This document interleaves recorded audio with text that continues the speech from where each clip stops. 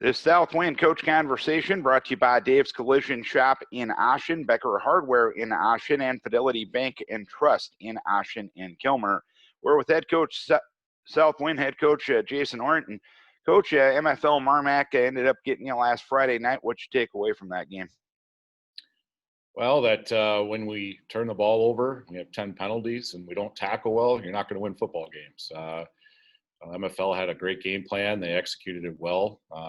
They got off to an early start and got a lead on us and kind of forced us to press a little bit. They scored on that first possession. We went down. We ended up taking the lead real briefly, and then the very, very first play, we yell at our kids. We tell them the counter's coming. Counter came. We weren't ready. It's just that kind of that was that kind of night. We just didn't execute in some crucial times. They made some nice plays and third and long situations, and when we had those same opportunities, we didn't. And at the end of the night, they were the better team. And offensively, just watching the game myself, seemingly you didn't get that consistency on first down that you really need to make your offense flow. Would that be fair to say? Yeah, it'd be fair. We take pride in being able to move the chains, and there were times where we struggled with that. Some of it had to do with what they were doing, but some of it we didn't have the greatest reads. And when you run the triple option, you have to have great reads in order to be consistent and to move the ball. And we were missing that a little bit from the previous game. So, it's just something that we've addressed and we're working on, and we're getting ready for the next opponent. And as you get ready for week number 7 and beyond that, with the postseason coming up beyond that, MFL took you out of what you wanted to do, but you were still able to move the football through the air. Obviously, Jacob Harold has the ability to do that, and your receivers have the ability to do that. Knowing that fact, does that make you a little bit more challenging to prepare for down the road?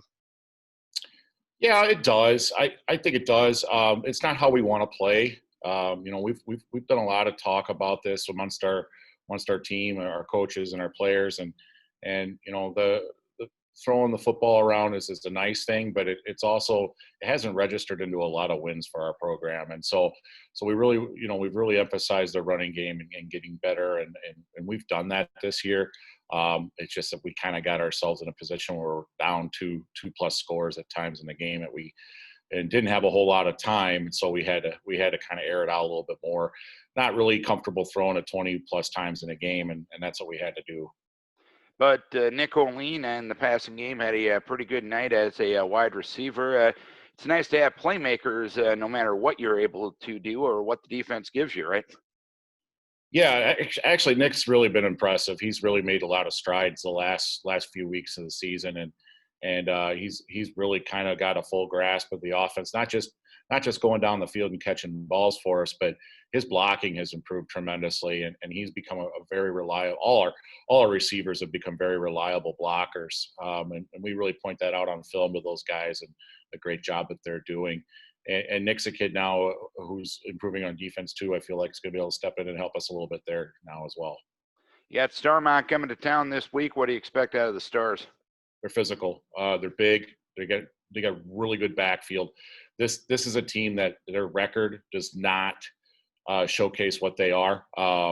If you watch them on film, it's like this is a team that's one big play away from getting on somebody, and they just control the game with that rushing attack. They've played all the good teams that they've faced this year really tough. You look at their schedule. They played Edgewood Colesburg to a 14-0 contest. They were beating Wapsie Valley in the second half in their game. This is a team that can beat us if they execute their game plan well and we don't clean up the mistakes we made from last week.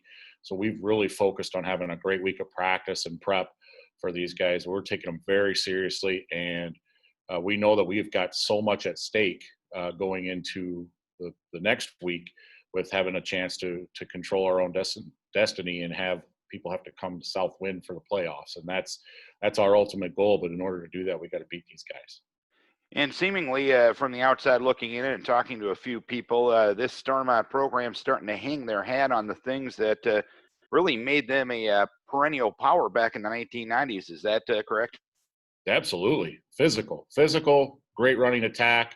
I'm impressed. I really am. They don't have a whole lot of seniors out there.